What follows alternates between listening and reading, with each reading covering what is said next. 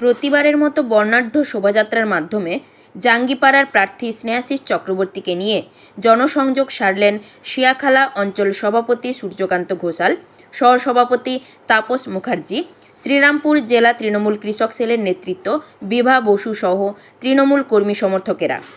এটি ছিল স্নেহাশিস চক্রবর্তীর 52তম রোড শো।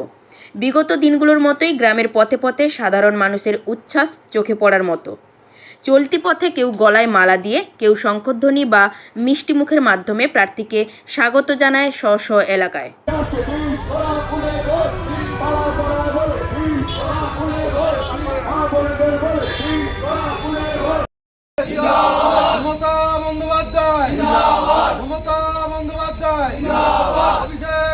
আজকে মাথায় রেখে আপনাকে কাজ করতে হবে।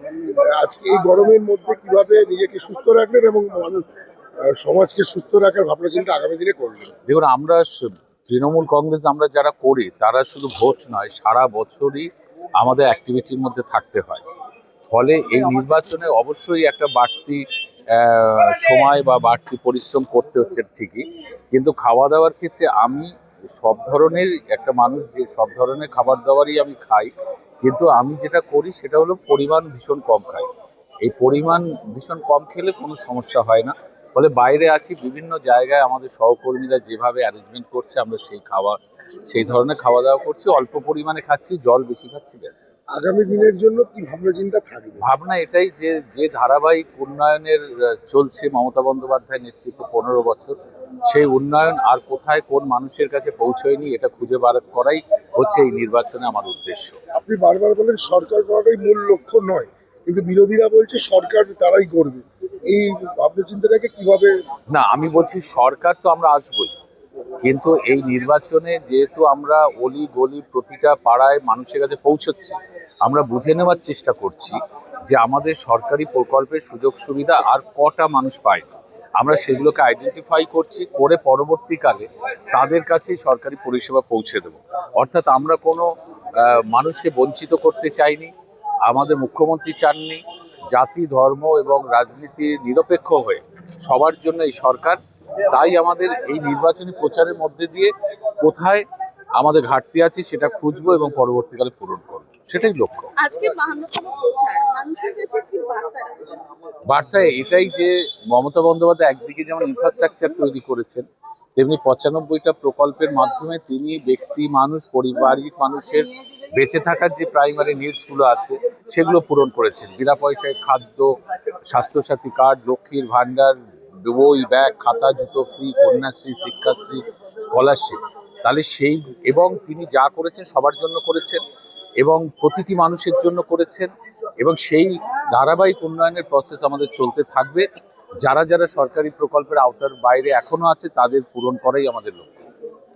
এক সময় যে মানুষ জয় বাংলা স্লোগান নিজের মুখে দিত, এখন প্রচারে বেরিয়ে জয় বাংলা স্লোগান শুনে তীব্র কটাক্ষ বা কি লাল হয়ে যাও শুভেন্দু অধিকারী, কি বলবেন? না, শুভেন্দু অধিকারী তখন বিজেপিতে চলে গেল, নিজেকে বাঁচানোর জন্য চলে গেল। অনেকেই বিজেপিতে চলে গিয়েছিল নিজেকে বাঁচানোর জন্য, এখন গিয়ে অনেকটা মানসিক ভারসাম্যহীন হয়ে গিয়েছে। কারণ বিজেপি এবার ধুয়ে মুছে সাফ হয়ে যাবে বাংলায়। তৃণমূল কংগ্রেস গতবারের থেকে আরো বেশি আসন এবং সমর্থন নিয়ে মমতা বন্দ্যোপাধ্যায় চতুর্থবারের জন্য মুখ্যমন্ত্রী হচ্ছেন। এই কারণে বিজেপির নেতারা কিন্তু, বিশেষ করে শুভেন্দু অধিকারী, মানসিকভাবে অনেকটা বিধ্বস্ত অবস্থায় আছেন বলে ভুলভাল বলে যাচ্ছেন।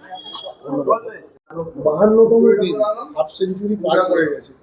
এই পারফরমেন্স ভোটের দেখুন, এখন বাংলার মাননীয় মুখ্যমন্ত্রী মমতা বন্দ্যোপাধ্যায় এবং আমাদের সেনাপতি অভিষেক বন্দ্যোপাধ্যায়ের নেতৃত্বে সারা বাংলা জুড়ে মানুষের দুয়ারে দুয়ারে আজকে আমাদের কর্মীরা ছুটছে এবং বাংলার যে উন্নয়ন, আজকে জাঙ্গিপাড়া বিধানসভায় বাংলার যে উন্নয়ন ছড়িয়ে পড়েছে, রাস্তাঘাট থেকে শুরু করে বিভিন্ন রকম ডেভেলপমেন্ট, সামাজিক প্রকল্প থেকে শুরু করে বাংলার মানুষ খালি দিন গুনছে।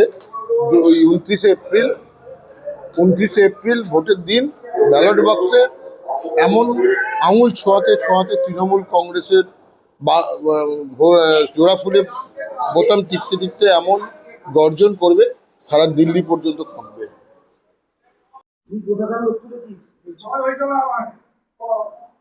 বলছি বিভিন্ন দিন বিভিন্ন রকম ভাবে প্রচার আপনার যেমন চলছে, পাশাপাশি বিরোধী তারাও কটূক্তি বা তাদের উদ্যোগ ছাড়ছে না। তাদের বক্তব্য তৃণমূল এবারে যাই করুক না কেন, তৃণমূল বাদে বাকি বিজেপি হোক কংগ্রেস হোক তারাই নাকি ঠিকভাবে সরকার গঠন করবে, কারণ তৃণমূল মানুষকে ভাওতা দিচ্ছে। এটা কিভাবে দেখছেন বিষয়টা? বিরোধীদের যা কালচার সেটা তো বলবেই। আর বিরোধী বলতে তো আমার শিয়াখালা এলাকায় আমি দেখতে পেলাম না, কারণ ওনাদেরও প্রার্থী আসছেন প্রচারে, কোথাও 15 জন, কোথাও 20 জনের বেশি লোক।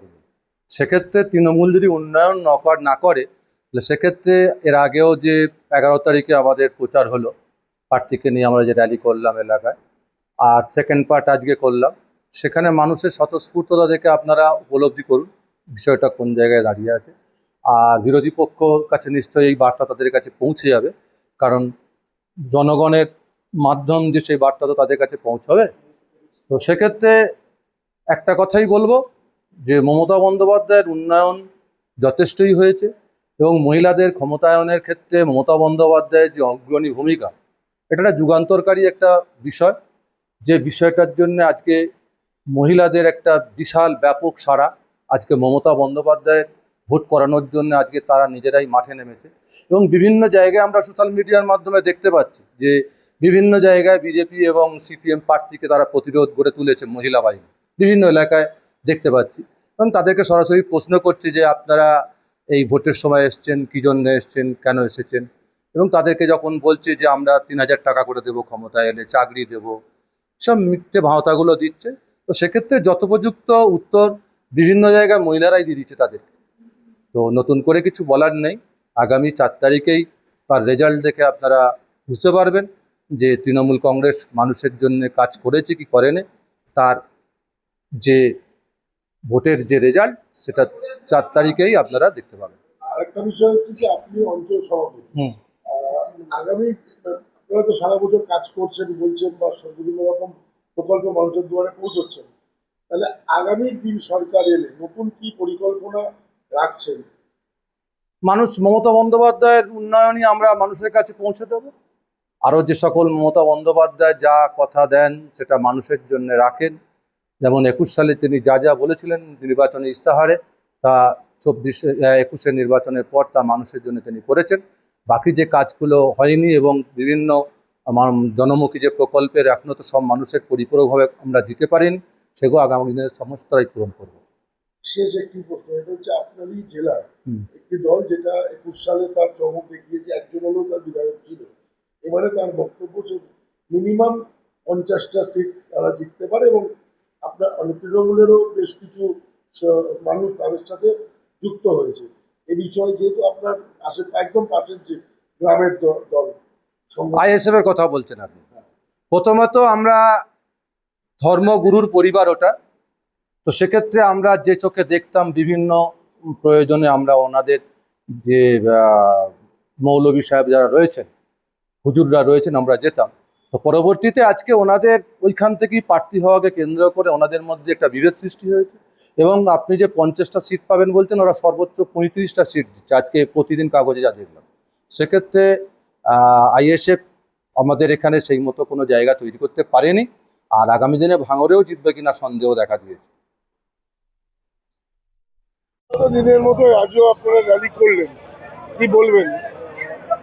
আজকের র্যালি স্বতঃস্ফূর্তভাবে তৃণমূল কংগ্রেস কর্মীরা বেরিয়েছে, এবং আমাদের তৃণমূল কংগ্রেসের কর্মীদের সংকল্প যে জাঙ্গিপাড়া বিধানসভা থেকে স্নেহাশিস চক্রবর্তীকে প্রায় 30-40 হাজার ভোটে আমরা নির্বাচিত করব, এটা আমাদের দৃঢ় প্রতিজ্ঞা। এবং শিয়াখালা অঞ্চল থেকে প্রায় 3,000-3,500 ভোটে আমরা লিড দেবো, এটা আমাদের আশা।